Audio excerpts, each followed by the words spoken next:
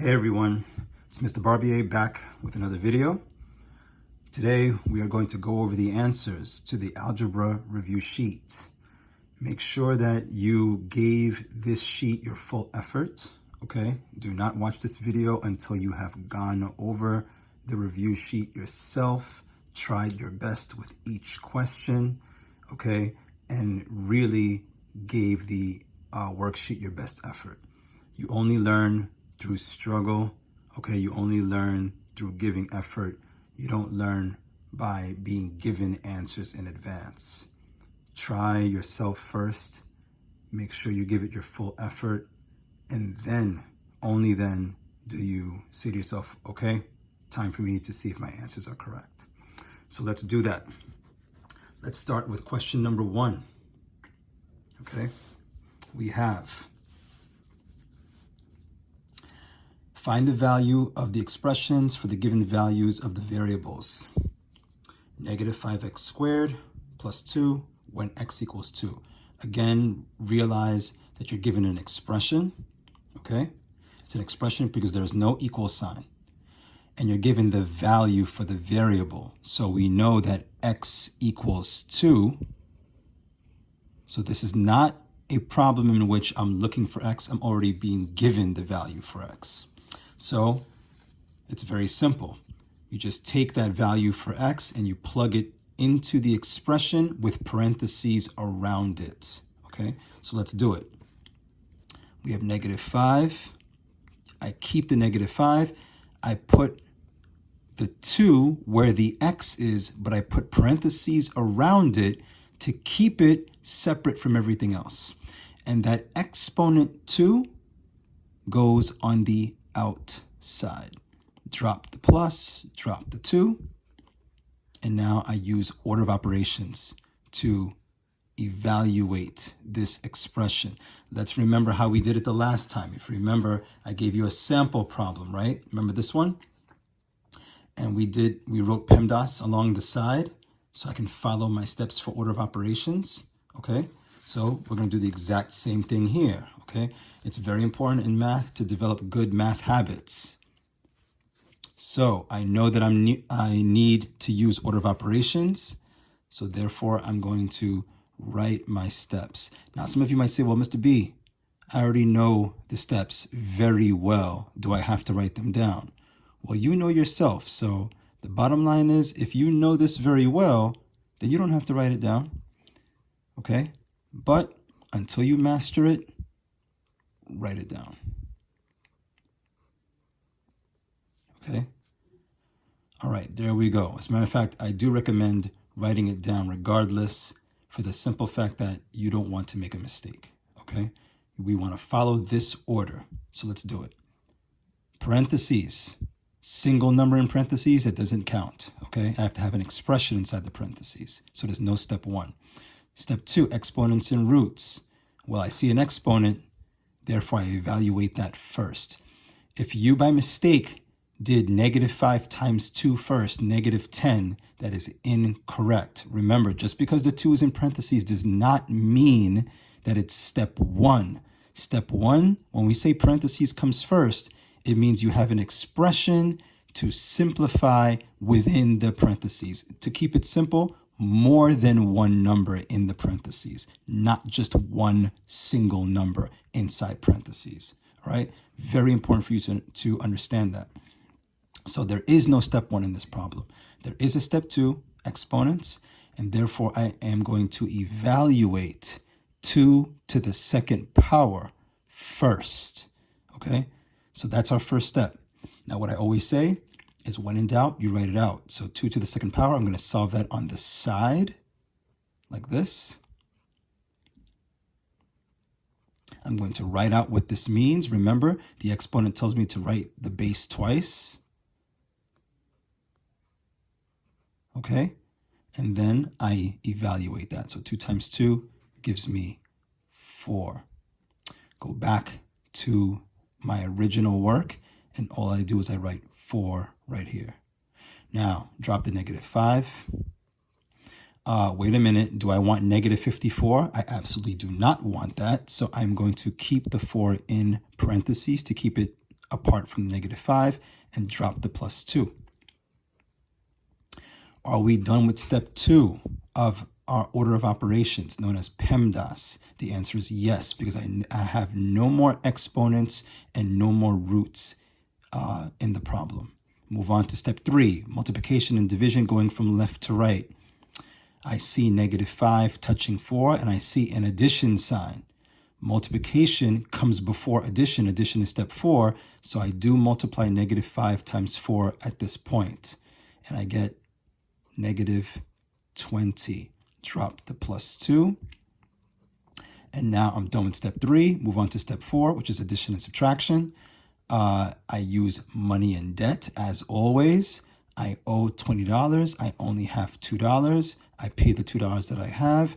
I still owe how much? Negative 18. If you got negative 18 for number 1, give yourself a check. Good job. Let's move on to number 2. Number 2 says 3b over a, where a equals negative 2 and b equals negative 4. Okay, let's plug in first. So I have 3, I just keep the 3. B is negative 4, so I'm going to plug in negative 4 with parentheses around it. And I'm going to put my fraction bar. Okay, that's what that line means. It's a fraction bar. And then A is negative 2, so I put negative 2 on the bottom. Mr. Barbier, do I need to put parentheses around the negative 2? In this case, I don't, because there's nothing outside of the A. Okay, it's very important to understand. If it was 4a, then yes, I would need parentheses around the negative 2, because I'm going to put 4 parentheses negative 2. If it was a to the second power, for example, I need parentheses around the negative 2, so I can put the exponent on the outside of the parentheses. The variable stands alone, therefore the number stands alone, so I do not need to put parentheses around the negative 2. Now you might say, what if I put them anyway? No problem. The answer will still be the same. Okay, so it's your comfortability at this point. So we have 3 touching negative 4 in parentheses on top, just a negative 2 on the bottom by itself. 3 touching negative 4 means you multiply. So remember, in this problem, this fraction bar is acting as a grouping symbol. It's grouping everything on top together as if this were in brackets, okay? Telling me to solve what's here first, okay? So essentially, this fraction bar is acting, as I said, as a set of parentheses, which means we do have a step 1 in this problem. We do. That step 1 being 3 times negative 4, which is, if you said negative 12, you are correct. Keep the fraction bar and then keep the negative 2. Now, as I love to say all the time, every fraction is really a division expression. So we have negative 12 divided by negative 2. A negative divided by a negative is a positive, and 12 divided by 2 is 6. If you got 6 for that, very good. Give yourself a check. Let's move on. 10n plus 3, when n equals negative 2/5. This is my given value for the variable. Excuse me a second. This is my... You can see how OCD I am, right? This is my given value for the variable. It is a fraction. Don't get nervous, ladies and gentlemen, okay? Don't get nervous. Fractions are not that hard. So we still follow the same process. Let's keep the 10. Let's put the negative 2/5 in place of the n. Okay, something tells me that some of you out there left this problem blank because of that fraction. Well, I hope not, because you know what? You only learn by trying, right? Always try. Don't say, I can't do it. So let's do it. Here we go. I plugged in. Everybody listening to this video should have at least been able to do that without a problem. Now, listen to me very carefully. Here we go. These two are touching. This is addition. We know that multiplication comes before addition. So we're going to multiply 10 times negative 2/5 first, right? Now, folks, this is where, you might need a little room or you might need a little scrap paper or something to work this problem out. If that's the case, then no problem. You could do it on the side. Let's do this on the side. Okay, let's do this on the side, or let's do this on top of the problem, wherever you have white empty space.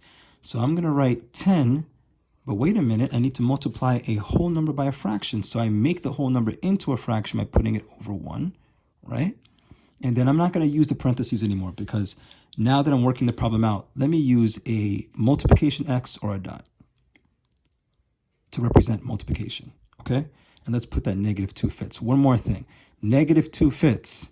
The fraction's negative. Guess what? Let's give the negative sign to one of these two numbers, the numerator or denominator. Typically in math, we like to make the numerator negative and the denominator positive, even though in actuality, the entire fraction's negative. But now that we're working out the problem, let's assign the negative to one number within the fraction. Okay, now we know how to do this, don't we? We can cross simplify, or we can multiply straight across. It is your choice. You know what? I like cross simplification, so let's do it, all right? I see 10, I see 5. Remember, when you cross simplify, also known as cross canceling, you must use a common factor, preferably the greatest common factor, to simplify or reduce the 10 and the 5. Well, I know that 5 goes into 5 and 5 goes into 10, so I'm going to divide both of these by 5. Okay, 5 goes into 5 once. 5 goes into 10 twice. And now I have 2 over 1 times -2 over 1. Yes? Now we can multiply straight across. So I always say rewrite the problem if it makes it easier for you to see. So we have 2 over 1 now times -2, which stayed the same. We didn't do anything to the -2, over 1. Yes? Now let's multiply straight across. 2 times -2 is -4, correct? 1 times 1 is 1.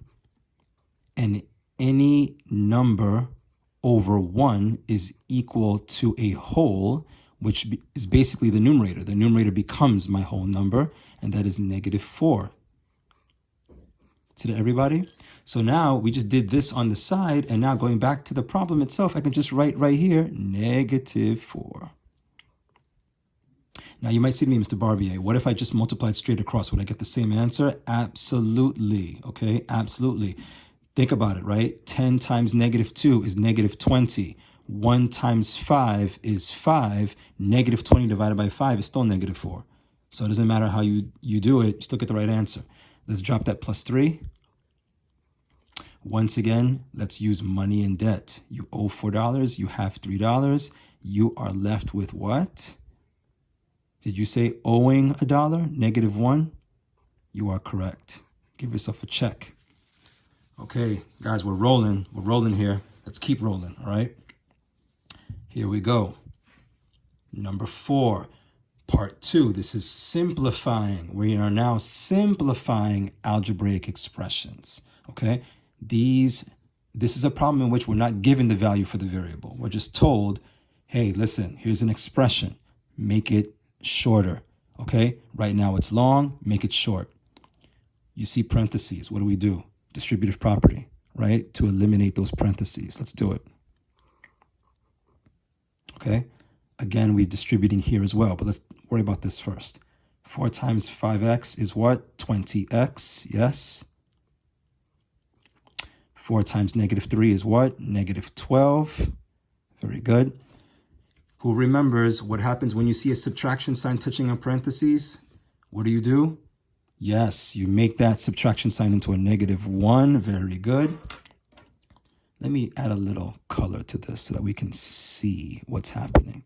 So this minus sign becomes -1, and we are distributing the -1. Okay, let's continue. -1 times 7x is what? If you said -7x, you are correct. Negative 1 times positive 2 is what? If you said negative 2, you are correct. Now, ladies and gentlemen, we have 4 terms. Let's do those 3 beautiful words. Let's combine like terms. So where do you see like terms? Where are the couples in this problem? Where are the couples? We got 20x, right? And we have negative 7x. Remember to pay mind to the sign. Combine those two using money and debt. I have 20, but I owe someone 7. Guess what? What do you have left over? If you said $13, you are correct, and I keep the X. All right. Now, here we have 2 constant terms. I owe $12. I owe $2. Altogether, I owe what?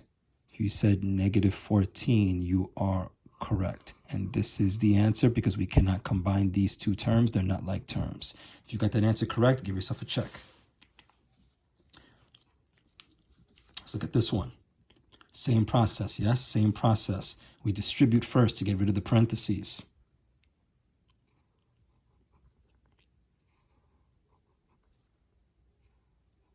If there's any problem that you have not finished on this review sheet, pause the video, do this problem yourself if you didn't already do it, and then when you're done, unpause and see if your answer is right, okay?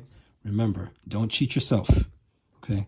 Do it first, see if your answer is correct, then reveal the answer by unpausing the video. Let's continue. So we have 7 times 2x is what? 14x, very good. 7 times negative 3 is negative 21, very good. Negative 3 times 5x is negative 15x, very good. And negative 3 times positive 8 is negative 24, okay? Let's combine like terms. Let's do the couples first, the variable terms. So 14x and negative 15x. Using money and debt, we say the 14 is x is positive, so I have $14. The 15x is negative, so I owe $15. Give what you have. You still owe something, right? Because you don't have enough money to cover your debt. And you owe $1, yes?